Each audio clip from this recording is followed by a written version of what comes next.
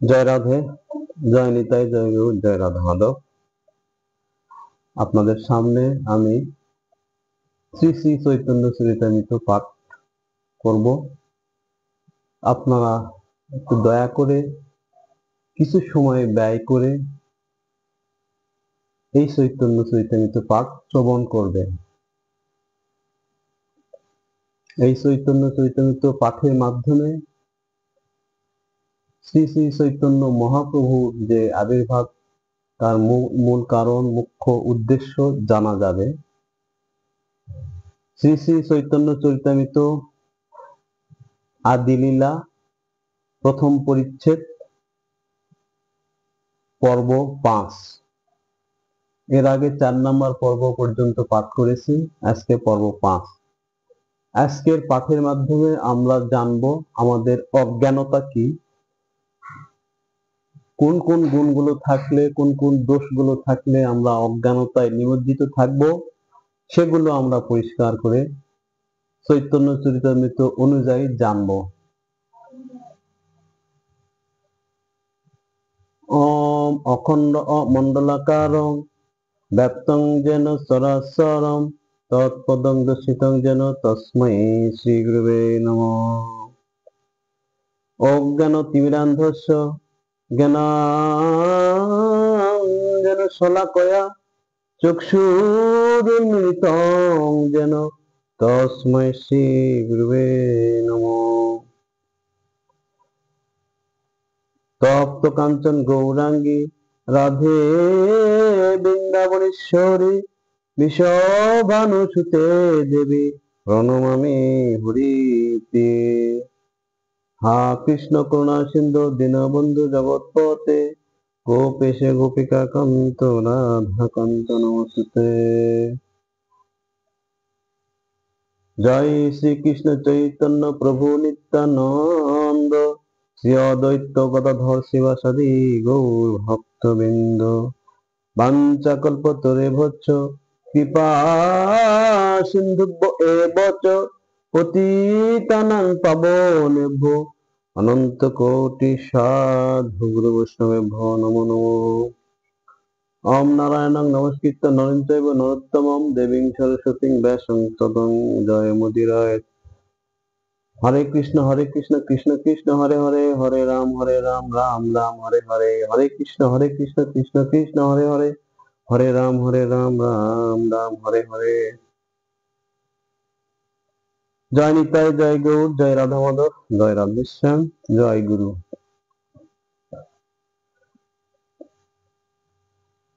আমরা গত পাঠে শ্রবণ করেছিলাম জীবের সাক্ষাৎ নাহি তাতে গুরু চৈত্যরূপে, শিক্ষা গুরু হন মহান্ত স্বরূপে। এ পর্যন্ত আমরা গত পাঠে শ্রবণ করেছি, জেনেছি। এবার তারপরে তহাতি শ্রী ভাগবতের একটি শ্লোক দেওয়া আছে, আমরা শুধু অনুবাদটা দেখব। অনুবাদ: অতএব বুদ্ধিমান ব্যক্তি অসৎসঙ্গ পরিত্যাগ করিয়া সৎসঙ্গ করিবেন। সৎ ব্যক্তি অর্থাৎ সাধুগণই উপদেশ বাক্য দ্বারা ইহার অর্থাৎ মানব মনের বিশেষ আসক্তি অর্থাৎ সংসার আসক্তি ছেদন করিয়া থাকেন। তাহলে আমরা এখানে পরিষ্কারভাবে জানতে পারলাম আমাদেরকে সৎসঙ্গ করতে হবে, সাধুর সঙ্গ করতে হবে। কেন করতে হবে? আমরা যে মায়াবদ্ধ জীব, আমি মায়াবদ্ধ জীব, সংসারে আসক্ত হয়ে রয়েছি, বিভিন্ন বিষয় বাসনায় নিমজ্জিত রয়েছি। এই বিষয় বাসনার বন্ধন ছেদন করতে গেলে আমাকে সেই সাধু গুরু বৈষ্ণবের আশ্রয় গ্রহণ করতে হবে। তারা উপদেশ বাক্য দ্বারা আমার এই সংসার রূপ আসক্তি, সংসারের মায়ামোহ ভ্রান্তি দূর করে দেবেন। সাধুগণের সহিত প্রকৃষ্ট রূপে সঙ্গ হইলে আমার বীর্য প্রকাশক কথা উপস্থিত হয়। সেই কথা হৃদয় ও কর্ণের তৃপ্তিদায়ক। প্রীতিপূর্বক ওই কথা আস্বাদন করিলে অপবর্গের বর্তমস্বরূপ আমাতে শ্রদ্ধা, রতি ও প্রেম ভক্তি ক্রমে ক্রমে উৎপন্ন হইয়া থাকে। তাহলে সাধুগণের সঙ্গে প্রকৃষ্ট রূপে সঙ্গ হইলে প্রভু তার মুখ নিঃসৃত বাণী বলছেন, এখানে কে বলছেন? ভগবান শ্রীকৃষ্ণ স্বয়ং আমার বীর্য প্রকাশক কথা উপস্থিত হয়। অর্থাৎ বীজ যেমন বপন করলে বা রোপণ করলে চারা গজায়, বৃক্ষ ফলে, অনুরূপ ভাবে তার কথা সাধুগণের বদন থেকে শ্রবণ করলে, তাদের সঙ্গ হলে অনুরূপ ভাবে কথাগুলো বৃক্ষরূপে প্রকাশিত হয়, অর্থাৎ বাস্তবে রূপ নেয়। তাই সাধু সঙ্গ বা সতের সঙ্গ করতে হবে, কখনো অসৎ সঙ্গের সঙ্গ করা যাবে না। এখানে কাকে অসৎ বলবো, কে অসৎ? যিনি আমার ভক্তি পথে প্রতিকূল, ভক্তিপথে বাধা সৃষ্টি করবেন, নিরুৎসাহিত করবেন, আমাকে ভক্তিপথ থেকে বিচ্যুত করবেন, তার সঙ্গ করব না, তিনিই অসৎ। আর যিনি আমাকে ভক্তিপথে এগিয়ে নিবেন, ভক্তিপথের আগ্রহ দেখিয়ে দিবেন, জ্ঞান উপদেশ দ্বারা ভক্তিপথে প্রবর্তিত করবেন, তিনি সৎ। এই সৎ সঙ্গ এবং সাধু সঙ্গ করতে হবে। আর সাধু সঙ্গ কেন করব? কারণ আমরা ভগবানকে লাভ করতে চাই, পেতে চাই, এই মায়ামোহ সংসার থেকে মুক্ত হয়ে তার চরণে পুজতে চাই। এক কথায় তাকে আমরা লাভ করতে চাই, কিন্তু আমরা জানি না তিনি কোথায় থাকেন। এখানে পরিষ্কার হবেন তিনি কোথায় থাকেন, কোথায় গেলে আমরা তাকে পাবো।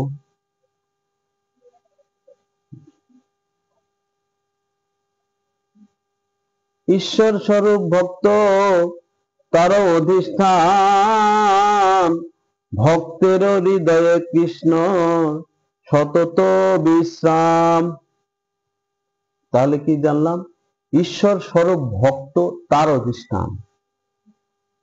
ভক্ত ঈশ্বরের স্বরূপ, সাধুগণ অর্থাৎ সৎ ব্যক্তিগণ ঈশ্বরের স্বরূপ। কৃষ্ণ কোথায় বিশ্রাম করেন? ভক্তের হৃদয়ে কৃষ্ণের সতত বিশ্রাম। ভক্তের হৃদয় মাঝেই একমাত্র আমার অনাদি আদি গোবিন্দ বিশ্রাম করেন। তাহলে আমরা যে কৃষ্ণকে লাভ করতে চাচ্ছি, গোবিন্দ লাভ করতে চাচ্ছি, তিনি কোথায় বিশ্রাম করছেন? ভক্তের হৃদয় মাঝে। তাই ভক্ত সঙ্গ করতে হবে, সৎসঙ্গ বা সাধুর সঙ্গে করতে হবে, তাহলে আমার গোবিন্দের সঙ্গ হবে। যদি সাধুর কৃপা হয়, তার মাধ্যমে আমিও আমার এই হৃদয় মাঝে আমার সেই গোবিন্দকে অবরুদ্ধ করতে পারবো, রাখতে পারবো, তাকে দেখতে পাবো, বুঝতে পারবো, জানতে পারবো। আরো একটি শ্লোক, ভগবান বলিলেন, সাধুগণ আমার হৃদয়, আমিও সাধুগণের হৃদয়। তাহারা আমাকে ব্যতীত অন্য কিছু জানেন না, আমিও তাহাদিগকে ব্যতীত অন্য কিছু বিন্দু মাত্র জানি না। তাহলে আমরা যে ভগবানকে লাভ করতে চাচ্ছি, তিনি ভক্তের হৃদয় এবং ভক্ত ভগবানের হৃদয়। ভগবান ভক্তকে ছাড়া কিছু জানেন না, জানবার প্রয়াসও করেন না।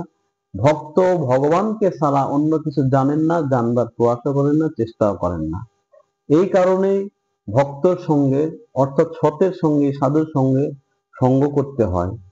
তার সঙ্গ হলেই আমরা ভগবানকে আমাদের বাহুডোরে আবদ্ধ করতে পারবো, এই হৃদয়ের মাঝে ধরে রাখতে পারবো, আমাদের মানব জন্ম সার্থক হবে। মহারাজ যুধিষ্ঠির বিদুরকে বলিলেন, হে প্রভু,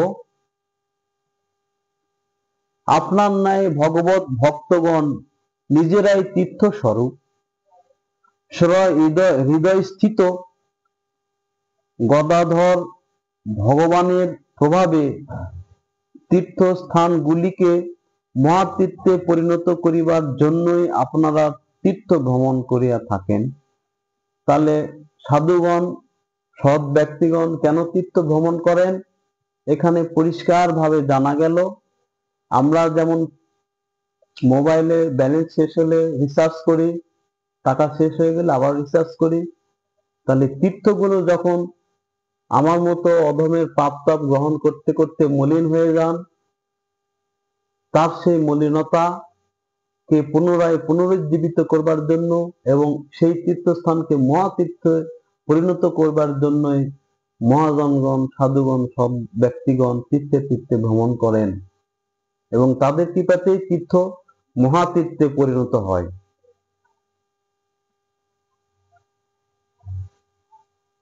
সেই ভক্তগণ হয় দ্বিবিধ প্রকার, পারিষদ গণ এক, সাধক গণ আর। তাহলে সেই ভক্তগণ যারা তীর্থে তীর্থে ভ্রমণ করে তীর্থকে মহাতীর্থ করেন, সেই ভক্তগণ দ্বিবিধ প্রকার, দুই প্রকার। ভক্ত কয় প্রকার? তাহলে দুই প্রকার। এক হচ্ছে পারিষদগণ আর সাধকগণ। পারিষদগণ এবং সাধকগণ। পারিষদগণ কারা? যারা ভগবানের সঙ্গে অবতীর্ণ হয়েছিলেন তার লীলাকে সহায়তা করবার জন্য। যুগে যুগে ভগবান যখন পৃথিবীতে এই ধরাধামে অবতীর্ণ হন, তার সঙ্গে কিছু পারিষদ বিন্দু পারিষদ বর্গ থাকেন যারা তার লীলাকে পরিপুষ্টতা দান করেন, লীলাকে সম্পূর্ণ করেন, তারা হচ্ছে পারিষদগণ। আর আরেক ভক্ত কারা? যারা সাধনা করতে করতে সাধক হয়েছেন, সিদ্ধ স্তরে পৌঁছে গেছেন, ভগবানকে লাভ করেছেন তারা। তাহলে ভক্ত এই দুই প্রকার, এক হচ্ছে সাধকগণ আর এক পারিষদগণ। ঈশ্বরের অবতার তিন প্রকার, অংশ অবতার আর গুণা অবতার। সপ্তাবেশ অবতার তৃতীয় এ মতো, অংশ অবতার পুরুষ মৎস্যাদিক যত। তাহলে এখানে জানা গেল ঈশ্বরের অবতার তিন প্রকার, অংশ অবতার আর গুণ অবতার। আরেকটা হচ্ছে সপ্তাবেশ অবতার, এটা হলো তৃতীয় মত। সেগুলোর ব্যাখ্যা আমরা আস্তে আস্তে জানবো। অংশ অবতার পুরুষ মৎস্যাদি যত, পুরুষ মৎস্যাদি যত অবতার হয়েছে সেগুলো অংশ অবতার।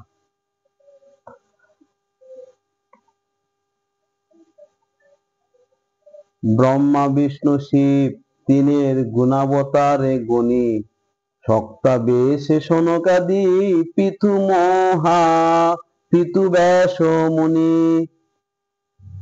তাহলে ব্রহ্মা বিষ্ণু শিব এই অবতারকে গুণাবতার বলা হচ্ছে। তাহলে অবতার, ভগবানের অবতার তিন প্রকার, একটা হলো অংশ অবতার, আরেকটা হলো গুণাবতার, আরেকটা সপ্তাবেশ অবতার। অংশ অবতার কাকে বলা হচ্ছে? মৎস্য কুর্ম বরাহ যে সমস্ত অবতার প্রভুর সহায়তা করেছেন তারা হচ্ছে অংশ অবতার। আর গুণাবতার বলা হচ্ছে ব্রহ্মা বিষ্ণু মহেশের তিনজনকে তিন গুণের অধিকার দেওয়া হয়েছে, তারা এই তিন গুণের মাধ্যমে প্রভুর লীলাকে পরিপুষ্ট করছেন। আর সপ্তাবেশ অবতার কাকে বলা হচ্ছে? শনকাদি ব্যাসমুনি, শনকাদি ঋষি সহ ব্যাসমুনি। আমাদের যে যত গ্রন্থগুলো রচনা হয়েছে সমস্তই মহাভারত, রামায়ণ, ভাগবত, শ্রীমদ্ ভাগবত গীতা, এগুলো সমস্তই 18খানা পুরাণ, 18খানা উপপুরাণ সমস্তই ব্যাসদেব রচনা করেছেন। এই ব্যাসদেবকে ভগবানের অবতার বলা হচ্ছে। তিনি সপ্তাবেশ অবতার, ভগবানের আরেক অবতার রূপে ব্যাসদেব এসে এই গ্রন্থগুলো দিয়ে গেছেন, রচনা করেছেন আমাদের মঙ্গলের জন্য। তাহলে প্রকৃতপক্ষে আমাদের যে গ্রন্থগুলো রয়েছে, ধর্মীয় যত গ্রন্থ রয়েছে, প্রামাণিক গ্রন্থ রয়েছে, সমস্তই ভগবানেরই, তারই প্রণীত গ্রন্থ। তিনি ব্যাস রূপে এসে, ব্যাস অবতার রূপে এসে এই গ্রন্থগুলো দিয়েছেন। অনেকে বলেন যে এগুলো মানুষের লেখা, এগুলো মানুষের লেখা, মানুষের বাণী। আসলে তা নয়। এখানে ভগবান প্রমাণ করে দিলেন যে এই সমস্ত গ্রন্থ তারই রচনা, তিনি ব্যাস রূপে এসে এই গ্রন্থগুলো রচনা করেছেন।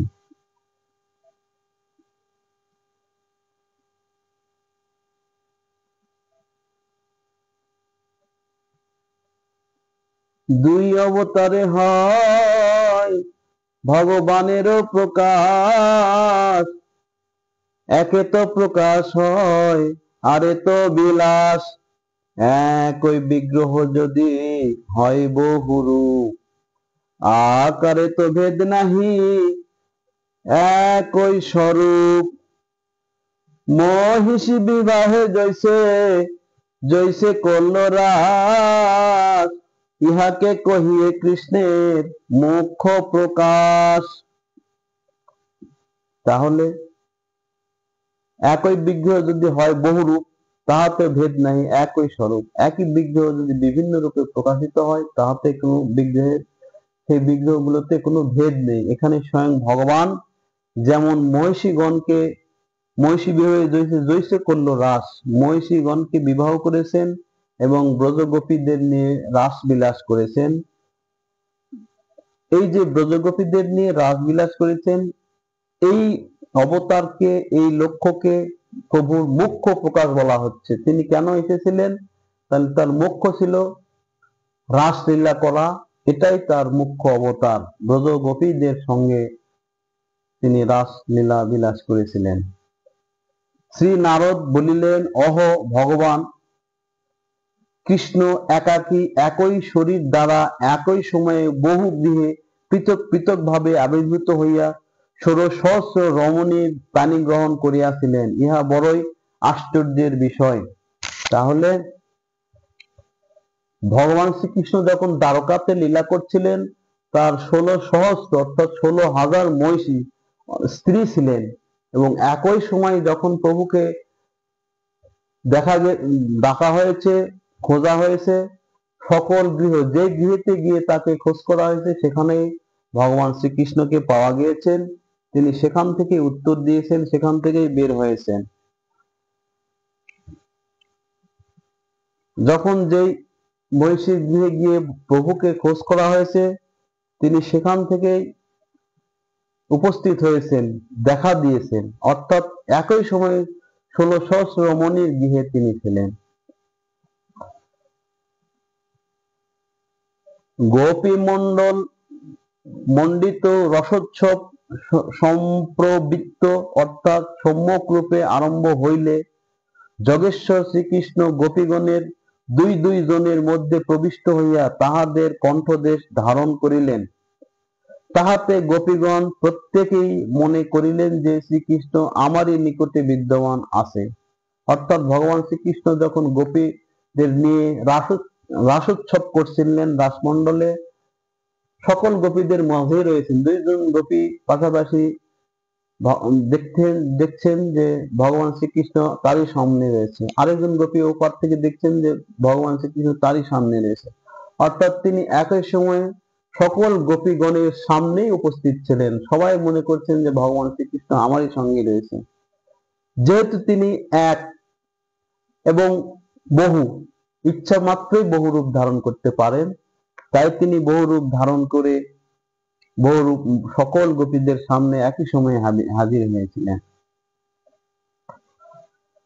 আকার, গুণ ও লীলায় সম্যক রূপে এক রূপ থাকিয়া একই বিগ্রহের একই সময়ে অনেক স্থানে যে প্রকট অর্থাৎ আবির্ভাব, তাহাকে প্রকাশ বলে। তাহলে প্রকাশ কাকে বলা হচ্ছে? ভগবানের।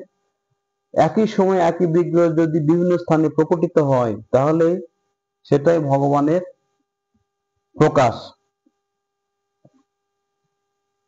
একই বিগ্রহ কিন্তু আকারে হয় আন, অনেক প্রকাশ হয় বিলাস তার নাম। জৈসে বলদেব পরব্রহ্মে নারায়ণ, জৈসে বাসুদেব প্রদ্যুম্নাদি সংকর্ষণ। ঈশ্বরের শক্তি হয় এ তিন প্রকার, এক লক্ষ্মী গণপুরে মহিষী গণার, ব্রজে গোপী গণার সভাতে প্রধান, ব্রজেন্দ্র নন্দন যাতে স্বয়ং ভগবান। স্বয়ং রূপ কৃষ্ণের কাইবুহ তারণ সম, ভক্ত সহিতে হয় তাহার আবরণ। ভক্ত যদি ক্রমে কইল সবার বন্ধন, এ সবার বন্ধন সর্ব শুভের কারণ। প্রথম শ্লোকে কহি সামান্য মঙ্গল আচরণ, দ্বিতীয় শ্লোকেতে কহি বিশেষ বন্দন। প্রথম শ্লোকে সামান্য মঙ্গল আচরণ করা হয়েছে, দ্বিতীয় শ্লোকে বিশেষ বন্দনা করা হয়েছে। এখানে দ্বিতীয় শ্লোকে বন্দনা করা হয়েছে, বন্দে শ্রীকৃষ্ণ চৈতন্য নিত্যানন্দ সহজিত গৌরদয় পুষ্পবন্ত চিত্ত সমন্ত তমনোদ, যার ব্যাখ্যা আমরা আগেই করেছি। ব্রজে যে বিহরে পূর্বে কৃষ্ণ বলরাম, কোটি সূর্য চন্দ্র যিনি দোহার নিজ ধাম, সেই দুই জগতের হইয়া সদয়, গৌর দেশে পূর্ব শৈলে করিলা উদয়। শ্রীকৃষ্ণ চৈতন্য আর প্রভু নিত্যানন্দ, যাহার প্রকাশে সর্বজগৎ আনন্দ।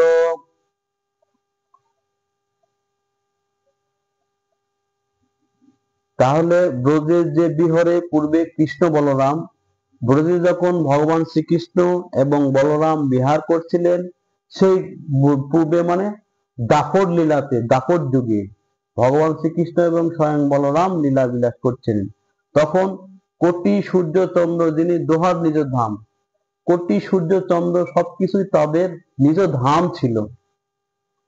সেই দুই প্রভু বলরাম এবং ভগবান শ্রীকৃষ্ণ সদয় হইয়া এই কলিযুগে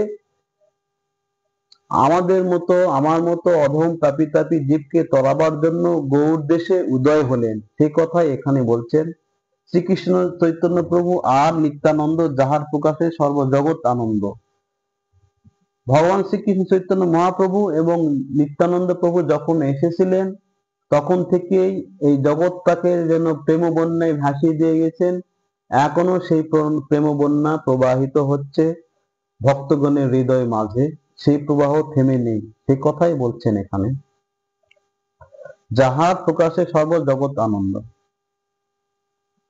সূর্য চন্দ্র হয়ে জৈসে সর্ব অন্ধকার, বস্তু প্রকাশিয়া করে ধর্মের প্রসার। তাহলে কি বলছেন, সূর্য চন্দ্র হরে জৈসে, জগৎ সর্ব অন্ধকার।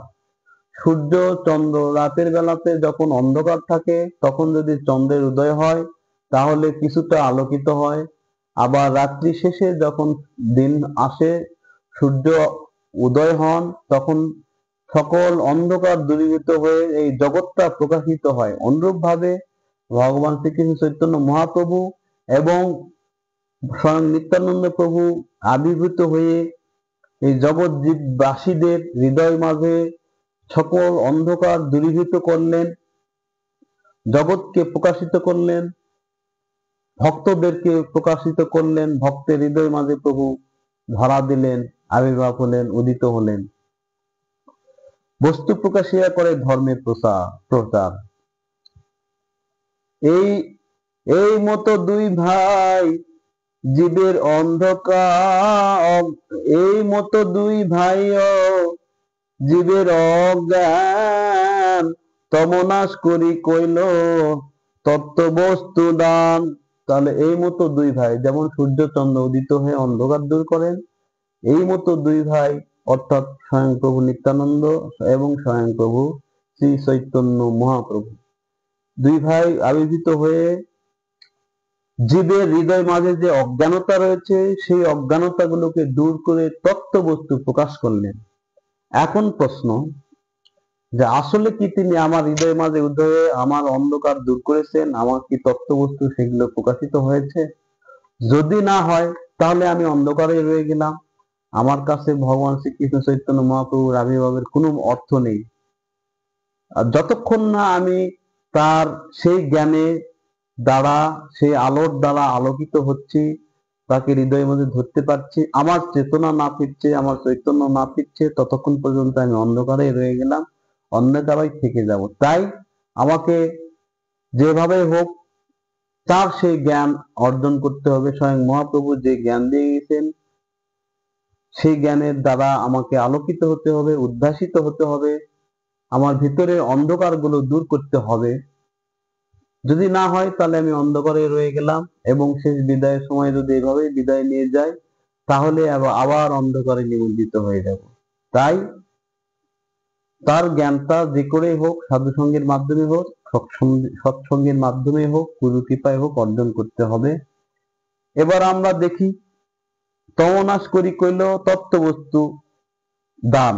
তমটা কি এবং সেটা কিসের দ্বারা নাশ হবে? তমটা কি? অজ্ঞান তমের নাম কহিয়ে কৈতম, ধর্ম অর্থ কাম মোক্ষ বাঞ্ছা আদি সব। তাহলে এখানে কি বলছেন? অজ্ঞান, অজ্ঞানতাটা কি? আমার হৃদয় মাঝে যে অজ্ঞানতা রয়েছে সেই অজ্ঞানতাটা কি? এই অজ্ঞানকে বলা হচ্ছে তমের নাম। এই অজ্ঞানটাকে, তম মানে অন্ধকার, অন্ধকার বলা হচ্ছে এই অজ্ঞানতাকে। আমার ভিতরে যদি জ্ঞানের উদয় না হয় তাহলে অজ্ঞানতার মধ্যে আমি রয়েছি।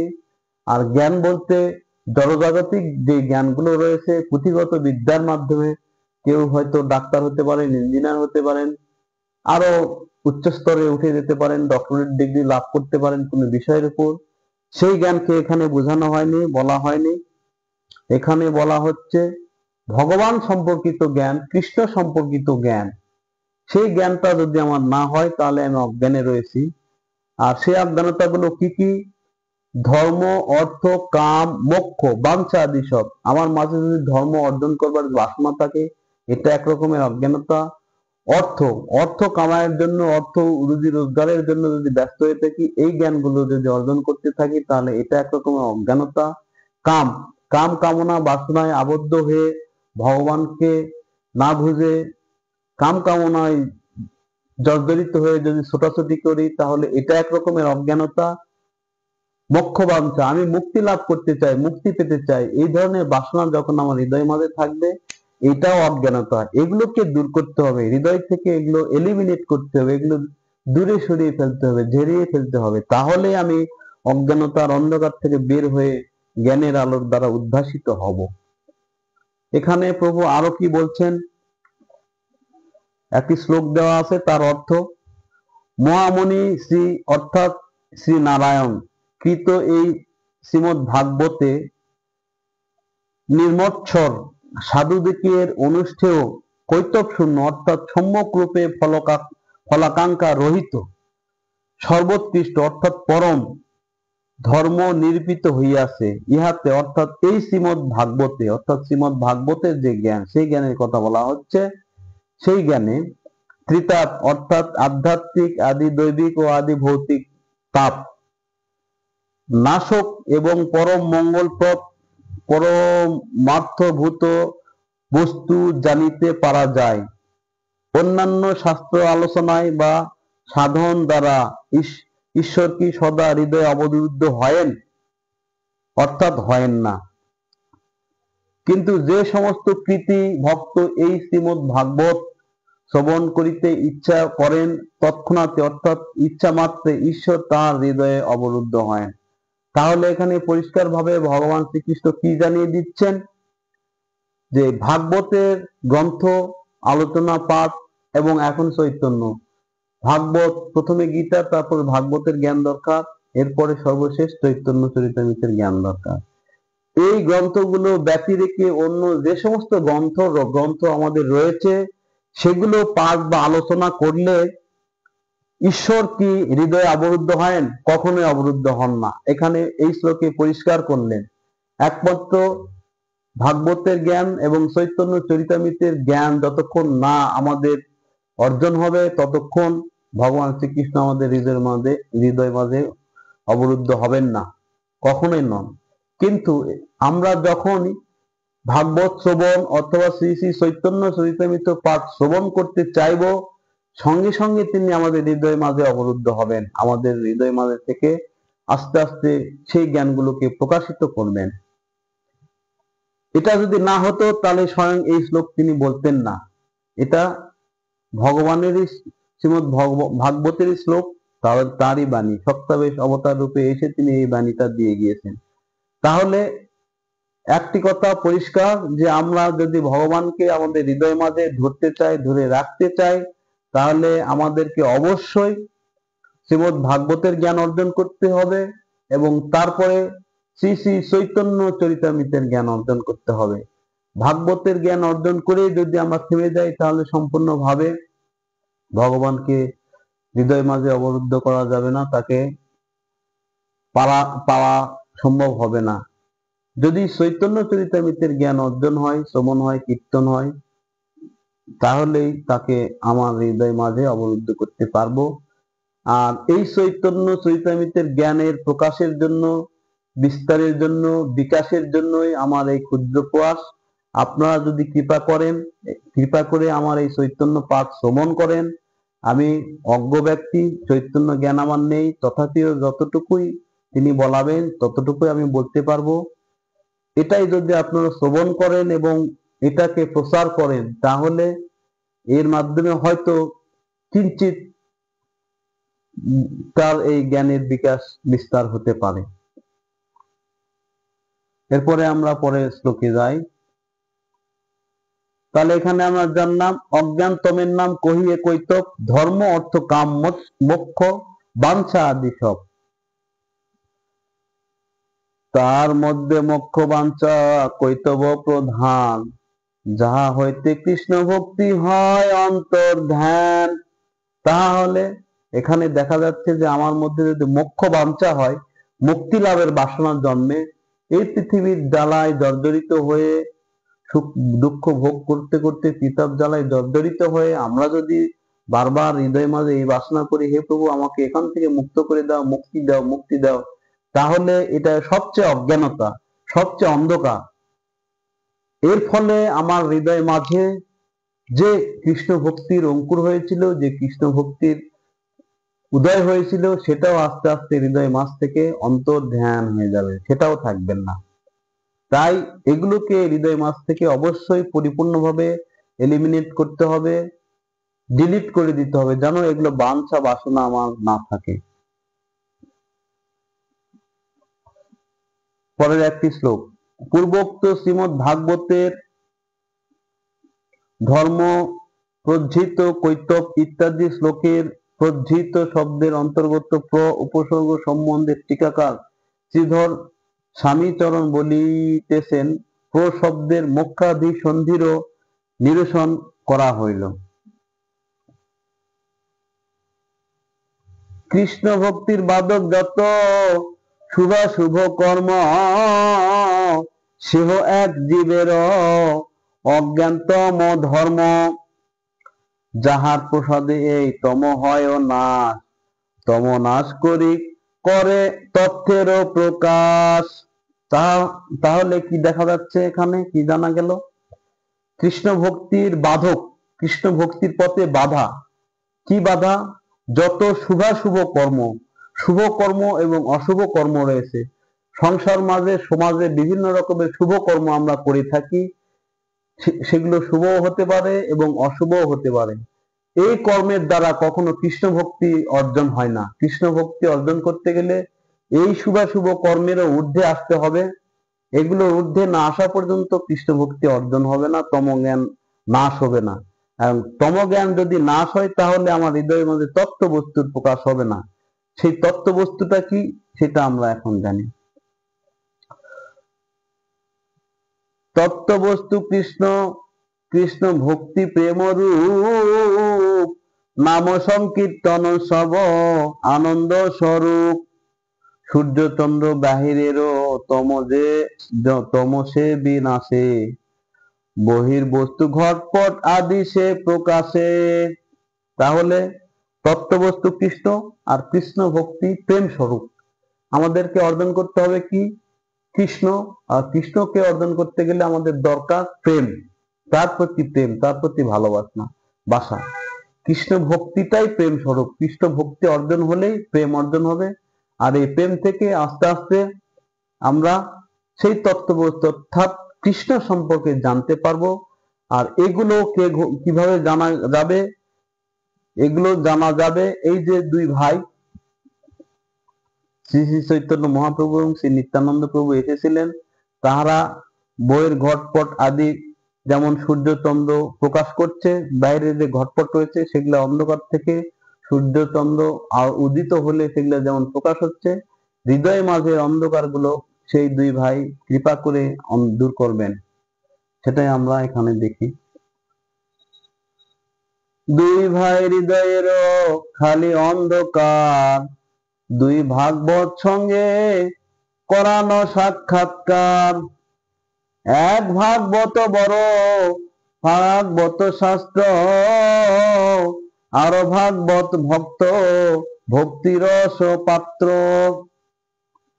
দুই ভাগবত দ্বারা দিয়া ভক্তিরস, তাহার হৃদয়ে তার প্রেমে হয় অবশ। তাহলে এখানে প্রভু কি বলছেন? দুই ভাই হৃদয়ের খালি অন্ধকার, অর্থাৎ জীবের মাঝে যে অন্ধকার রয়েছে তাদের হৃদয়ের মাঝের অন্ধকারগুলো দূর করে দিচ্ছেন। কিভাবে? দুই ভাগবতের দ্বারা। দুই ভাগবত সঙ্গে কোরআন সাক্ষাৎকার, দুই ভাগবতকে সাক্ষাৎ করাচ্ছেন। জীবের হৃদয়ের মাঝে সে অন্ধকার দূর হয়ে গেলেই এই ভাগবতের সাক্ষাৎ হচ্ছে। এক ভাগবত হচ্ছে ভাগবত শাস্ত্র, যে শাস্ত্রের কথা আগে বলা হলো।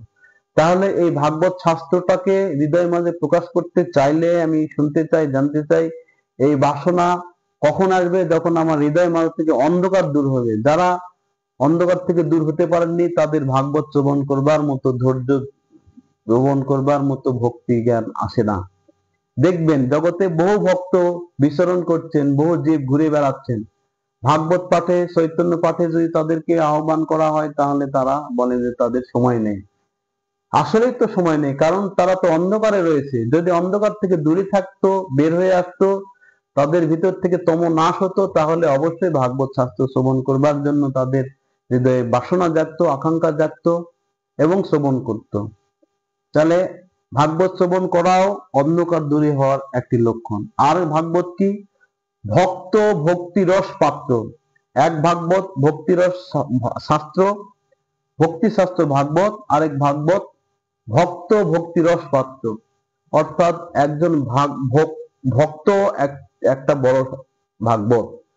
ভাগবতের সঙ্গ হলে যেমন ভগবানের সঙ্গ হয়, ভগবানকে জানা যায়, চেনা যায়, বোঝা যায়, অনুরূপ ভাবে ভক্ত সঙ্গ হলে, শুদ্ধ ভক্ত, সৎ ভক্ত, সঠিক ভক্তের সঙ্গ হইলে তাকে জানা যায়। তাহলে এই দুই ভাগবতের সঙ্গ যখনই হবে তখনই আমার হৃদয় মাঝ থেকে যত রকমের অন্ধকার দূরীভূত হয়ে আলো প্রকাশিত হবেন, চৈতন্য উদিত হবেন, চেতনা জাগ্রত হবে।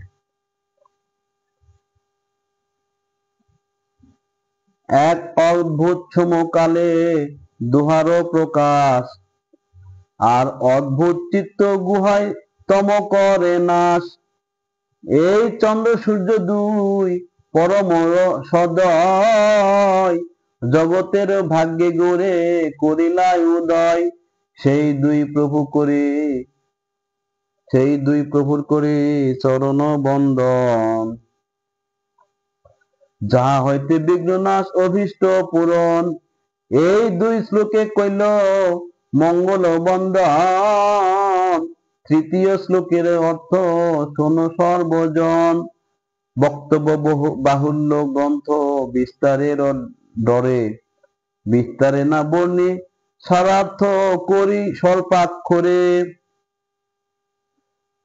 ভক্তি শাস্ত্র যেন বড় না হয়, বড় হলে ভক্তদের শ্রবণ করতে আগ্রহ হারিয়ে যাবে, ধৈর্য হারিয়ে যাবে। তাই তিনি সংক্ষেপে, অর্থাৎ শ্রীল কৃষ্ণদাস কবিরাজ গোস্বামী সংক্ষেপে প্রকাশ করেছেন। আর এটা শুনলে কি হবে? শুনিলে খণ্ডিবে চিত্তের অজ্ঞানাদি দোষ, কৃষ্ণের গাঢ় প্রেম হবে পাইবে সন্তোষ। শ্রী চৈতন্য নিত্যানন্দ অদ্বৈত মহত্ব, তার ভক্ত ভক্তি নাম প্রেম রস তত্ত্ব। ভিন্ন ভিন্ন লিখিয়াছি করিয়া বিচার, শুনিলে জানিবে সব তত্ত্ব বস্তু সার। শ্রীরূপ রঘুনাথ পদে যারয়াত, চৈতন্য চরিতামৃত কহে কৃষ্ণ দাস। ইতি শ্রী চৈতন্য চরিতামৃতে আদি লীলায়াং গুড্বাদি বন্দন মঙ্গলাচরণং নামক প্রথম পরিচ্ছেদ। তাহলে আমার এই আদি লীলার প্রথম পরিচ্ছেদ এই 5 নম্বর পর্বে এসে সম্পূর্ণ হলো। আদি লীলার প্রথম পরিচ্ছেদ পাঠে 5টি ভিডিও করা হয়েছে। আপনারা সবাই দয়া করে এই ভিডিওগুলো দেখবেন, শ্রবণ করবেন এবং প্রচার করবেন। আপনি যদি এই ভিডিওকে প্রচার করেন তাহলে আপনার মাধ্যমে চৈতন্য চরিতামৃতর পাঠ প্রসারিত হবে, আপনিও প্রভুর কৃপা প্রাপ্ত হবেন, তার সঙ্গে জগৎবাসীর মঙ্গল হবে। আজকের শ্রী শ্রী চৈতন্য চরিতামৃত পাঠ কীর্তন এখানে বিশ্রামে রাখছি। কৃষ্ণ ভক্ত গৌর ভক্তের হৃদয়ের মাঝে এখানে শ্রী শ্রী চৈতন্য চরিতামৃত বিশ্রাম। আগামীতে আদিলীলার দ্বিতীয় পর্ব পাঠ করব।